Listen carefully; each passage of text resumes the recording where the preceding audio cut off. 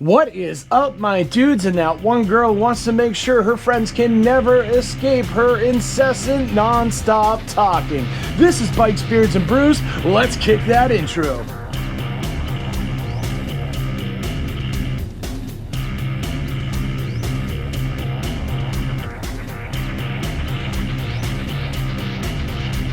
Hey guys, welcome back to the channel. Before we kick this one off, make sure you like, comment, subscribe, hit that bell notification. New videos are coming weekly. You ring that bell, you know when they drop. Let's get the other stuff out of the way. Want to save 10% on a Cardo communicator, which after this video, you may want to save 10% on a Cardo communicator. Or would you like to save some money on some Kemimoto gear or on some Beyond Rider gear? Then you should definitely check my referral links down below. Want to support me in all my do-gooderness like these cool guys here? Bam! Then you should become part of the Brew Crew and join the coffee page down below. Wonder why I'm asking you for money? Well, next to those 10,000 Amazon affiliate links that also go to a good cause is a link to a video explaining what I do with your money. Get it, got it, cool. Let's move on.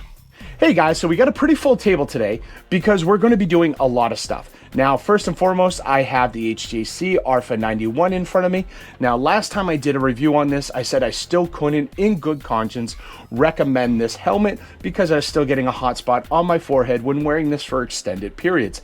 However, I have figured out the solution to that. I will be sharing that today because, as I've been saying from the start, this is a great helmet and I love HJC as a company. They worked with me diligently to try and get this corrected. It is now corrected. Not with an HJC solution, but I'm still going to share it with you nonetheless because, again, great helmet. And I think that if you're looking for a modular, this is definitely the helmet you should be checking out. However, the thing that we're totally going to be doing today that I'm very excited for is I'm going to be taking my Cardo Pack Talk Edge and I'm going to be setting this up so I can record anyone else that's joined to me on my Cardo to my GoPro. Now, some of you may know that I have recorded a video like this in the past, and that was for my other helmet. This is on a modular, so it's going to be a little bit different, and I actually found an improvement on the setup that I want to share with you guys that is going to make your recordings better. Now, for those of you unaware, the Cardo Pack Talk Edge, and let's just future-proof this, any newer Cardo Pack Talks that are coming out are set up to actually record to your brand new GoPro 12 or future GoPro models or Insta360, whatever those are. I'm not a fan of Insta360. I've done a review on that. I've told you about it. Just being honest.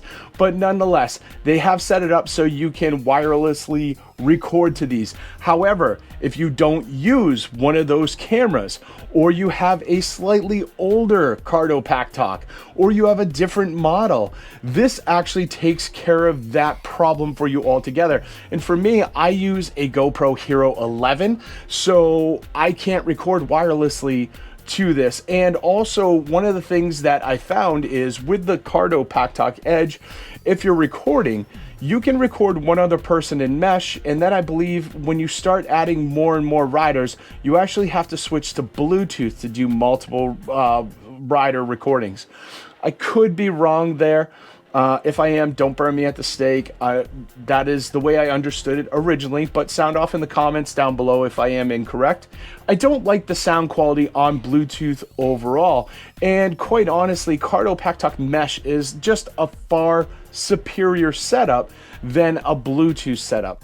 But to me, having a direct line in is just the most effective way to do this, and it is just like the most reliable. So that's the one I want to share with you today. All right, first and foremost, let's talk about the hotspot issue that I had with this helmet. So I found out that I should have enough light here. This edge right here, this is what was bothering me. So to correct that, what I did is I actually took a hairdryer. As you can see, I peeled back the liner here.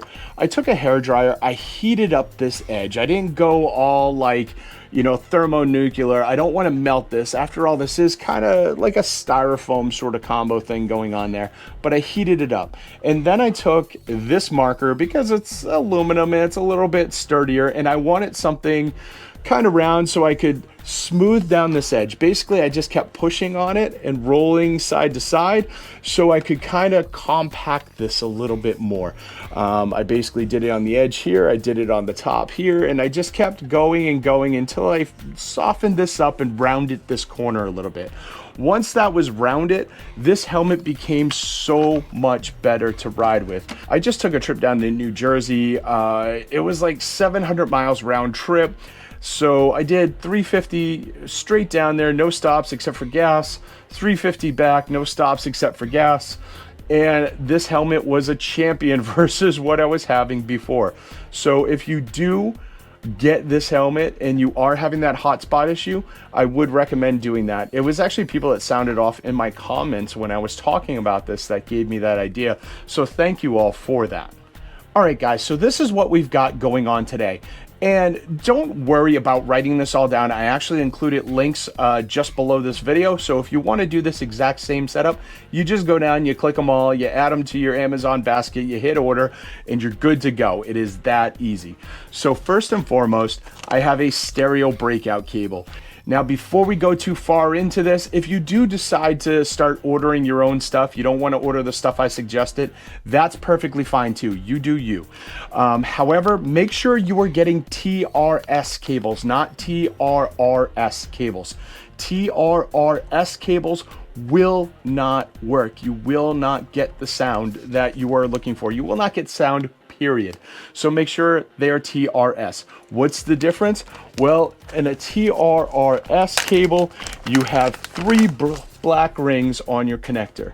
On a TRS, you can see it right there, there's 2 black rings, or red, or whatever rings they're using, but they're generally black. You have 1, you have 2.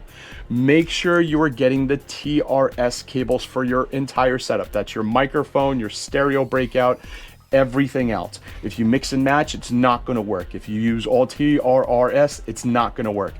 I am harping on this because I don't want you guys to fail in this setup and then come back and blame me for it. TRS. All right, guys, next up, I have a stereo breakout cable. Believe it or not, this is different than the splitter cable that we're using. So don't order 2 stereo splitter cables or 2 breakout cables. You're not going to succeed. Again, all the links down below. Just click and order all of those. It's going to make your life easier. If you're using this as a guide and you're like, screw it, I'm not going to buy the stuff he's recommending me, you're kind of on your own here. Now, next up, and this is the big one, this is an attenuator cable. And what this does is it helps regulate the volume of the other people that are coming through your mics, a la the GoPro. So again, TRS cables. Now, the big difference with this in my previous setup is this little box in the middle. This box actually makes it so you can control the volume. You can go from minus 35 decibels right down to mute. The big difference between this and the old helmet setup I used was I used a single solid cable, and that single solid cable was set at minus 35 decibels. And I don't know if you've listened to some of my videos, go check out the Treehouse video that I did when we went out to that brewery. Dave comes in very loud, and it's been other people that I've rode with as well. Mr. McStash, he came in very loud. So obviously minus 35 decibels is too loud. So this makes it so I can turn it down a bit. Now, they do have cables with different volumes on them, so you can get minus 25, minus 15. My thing is, I don't know where that sweet spot is going to be. So instead of buying multiple cables and, you know, switching back and forth, I figure I'd get this and I can just do my adjustments right here. We're good to go. Awesome. Couple other things that I got in this project, and I had them last time as well, is I've got some heat shrink tubing. That's just to seal up all those connections and make sure that they're not exposed to the weather elements, stuff like that. And with the heat shrink tubing, if you ever want to change, you just use like a nice sharp razor, you cut it off, and then you can separate the cables. You're good to go. Which, if you followed my old setup and you have that old attenuator cable that I had on there and you really just want to swap the cable, if you followed my previous setup, you can just cut off the heat shrink tubing, replace the attenuator cable with this cable, you're good to go. It's going to save you a lot of work. Now, the other thing that I have are some cable helpers. This is just, I'm sticking them on the helmet to make sure that my cables aren't going in all different directions. And honestly, I hate the look of just all kinds of duct tape or like gaffer tape all over the helmet. Makes it look like crap. This is a fairly expensive helmet. I want it to be neat and clean looking, minus, you know, all the goofy stickers I put on there. These stickers are reflective in light though, so these are actually doing double duty. I love this. Headlights hit that, they reflect. And at the same time, they're advertising. It's pretty sweet. Made those myself. What's up? All right, let's move on. All right, guys, so first and foremost, I'm gonna remove this little battery plate here. So these helmets are set up for a different comm system that I do not use. However, that's great because it gives you this little plate back here and a lot of storage for cables to keep things neat and clean. That's what we're gonna be doing. I actually want to get my attenuator box in here just to mainly kind of keep it protected from the weather. And then, you know, if I ever want to adjust the volume, I just pull this off, turn it down, turn it up, whatever, put it back on, no problem. Takes, you know, a couple seconds to do. Obviously, it's got, you know, the Allen wrench stuff in there. But yeah, there we go. Ton of room. And when I originally set this helmet, I actually grinded out just a little hole there so I could pull cables through it if need be to keep this all neat and clean. Now right here, I actually want to throw up on the screen a diagram. So if you do want to do this setup, you can go back, you can check this out, you can hit pause, whatever. Very easy to follow along with. I did it with my highly creative artistic skills. So let's do this. Right here. Okay, so with the stereo breakout cable, it has a red side and a black side. The red side is going to go to your GoPro. The black side is going to go to your mic. From there, the stereo breakout cable plugs into your attenuator cable. From there, the attenuator cable, I know I'm saying this wrong, whatever, get over it, you know what I'm talking about. The attenuator cable goes to your stereo splitter. From there, your stereo splitter goes from your headphones and your Cardo. All right, guys, easy enough, right? Okay, so I just took off the neck roll on this helmet. I'm just trying to get into this a bit. I have run wires for this already. So honestly, I'm just checking to see where they all went. I think it's back here. Yeah, so it's a little bit of deconstruction on my part as well. The great thing about this helmet is everything just kind of snaps apart, and most helmets do this as well. So I mean, like, there's nothing amazing going on here, but it is nice and it's helpful. So you can see I've already run stuff in there. I've got some gaffer tape on the inside just so I can run the lines and keep them neat and clean. But yeah, we're going to go ahead and we're going to set this up correctly. So first and foremost, we've got the stereo breakout cable. The stereo breakout cable. Is it the child-proof stereo breakout cable? There we go. Bam. All right, so our black is going to our microphone. It is labeled tip. The red is actually going to go to the attenuator cable, which is here. And then this is what's going to be plugging into your GoPro when it's all said and done. Now with the attenuator cable, you want to pay attention. I don't know if you can see it, but one side will say to the camera and one side will say to the line out. So make sure you set that up correctly. For us, obviously, the camera is going to be the red side. So we're plugging that in there. And then we are going to plug into the stereo breakout cable on this side. And next up, we locate our speaker cable. So that's going to be right here. We're going to unplug that. The stereo is going to go in right here. And then we're connecting here. And that is the entire setup. All right, so just to run it through one more time. This is your Cardo right here. So you've got your speaker pods and your microphone. Your microphone still exists inside this helmet. You're going to be running two microphones. This is supposed to go to the speakers. Instead, it's going to the stereo splitter. The stereo splitter goes to your speakers on one side, and it goes to our mic setup on the other side with the attenuator cable and the connection for your GoPro. Again, I threw up a diagram, just follow that and you'll be totally good to go. All right, with its attenuator cable, I'm going to be doing a few things. So I'm going to turn it down about halfway and I'm going to test and see how that works. Now, the helmet, the motorcycle, it's a very rough place to be. I don't expect this volume to stay where I put it. So I'm going to be adding a little bit of gaffer tape right over that just to help keep that where it needs to be. And quite honestly, it's gaffer tape, so you can just kind of peel it back, adjust the volume, put this back on, no problem.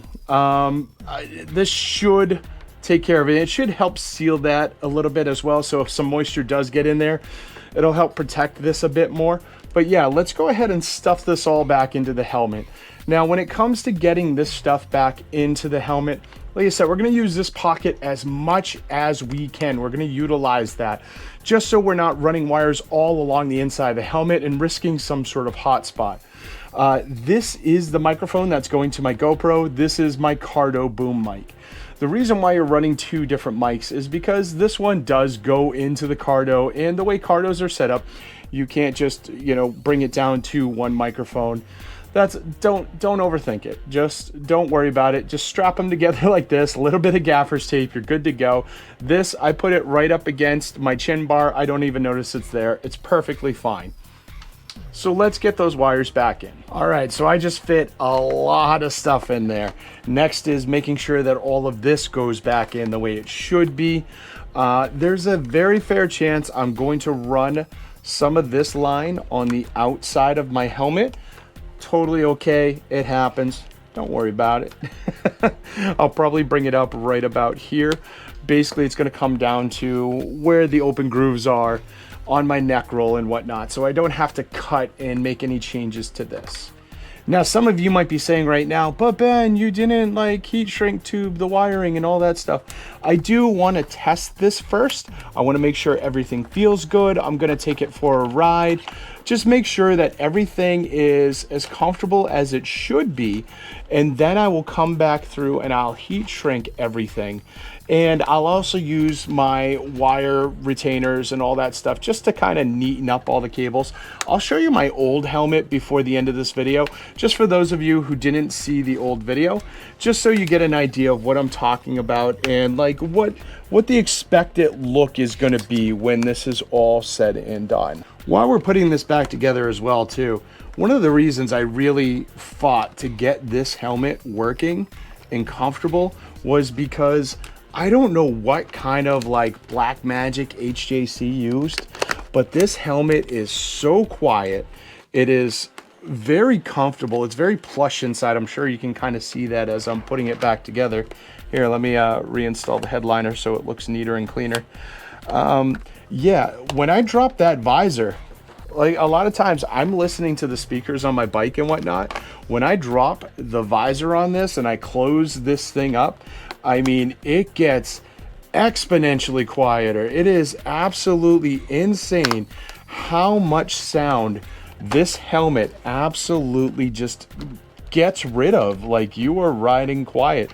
When I'm doing 80 or 90 down the highway where it's legal, it is not overpowering in this helmet. It is just comfortable. It is such a nice ride.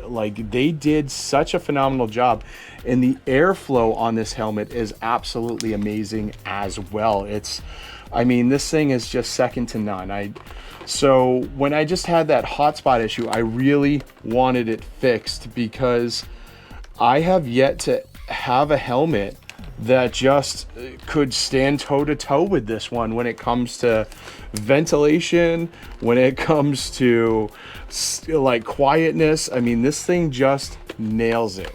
And then of course, Cardo, I love Cardo. I've said this a million times. Cardo is just great.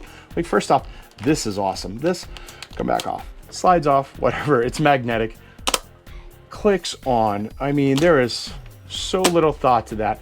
You're on your ride, you've already got your helmet on, you forgot to put the Cardo on. I've actually left the house forgetting to put the Cardo on because that's me. But I'll run back inside, I'll grab this, bam. I mean, there's no lining up, nothing. This thing is so reliable. I have taken this through so many different storms, so much different weather. I turn this on when I meet up with friends, and then I don't shut it off for the rest of the day, for the rest of the ride. So if we take off our helmets, we go in, we go get breakfast, we come back out, stuff like that, this is still on. I don't bother with that. And I have never had an issue with battery life. This thing is just awesome. So I can't recommend Cardo enough either. And they're just great. All right, guys, so here's where we are at. The bottom, as you can see, is completely clean. I have all the liner back in. Again, work on those cables. Don't tape them in right away.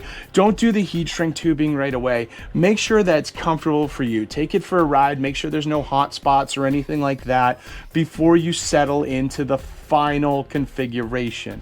So this cable here will go to my GoPro mic adapter, which is here. Yes, you will still need a GoPro mic adapter, which I just Velcro to the face there. That plugs into my GoPro, which is what we're recording with right now.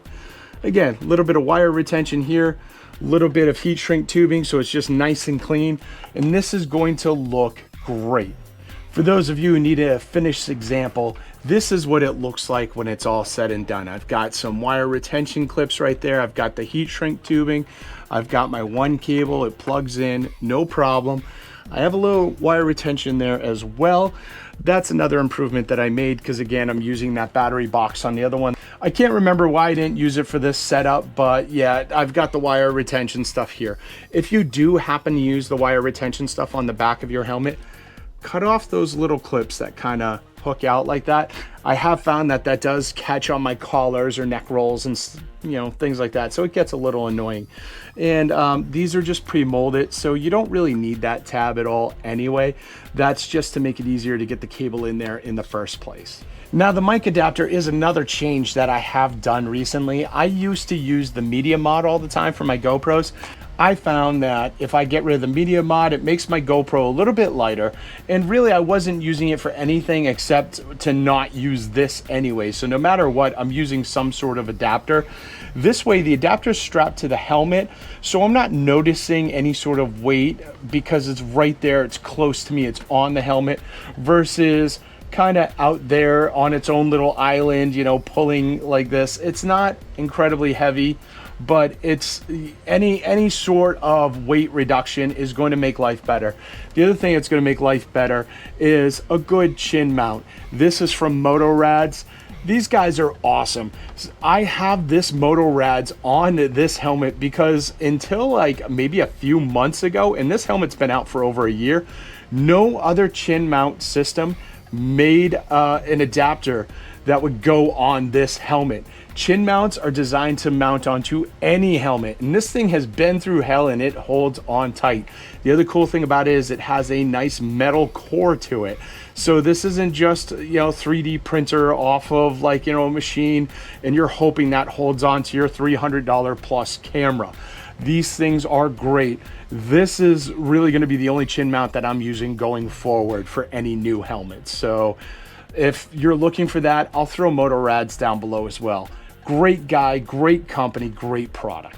All right, guys, so that's what I've got for you. What do you think? Sound off in the comments down below. Don't forget to like, comment, subscribe, hit that bell notification, share this video with friends, share it with family, share it with that one dude you know is like, I wish I could be heard in your videos too. Now he can. Now he can. And he loves this stuff, trust me. And I'll see you all on the flip side.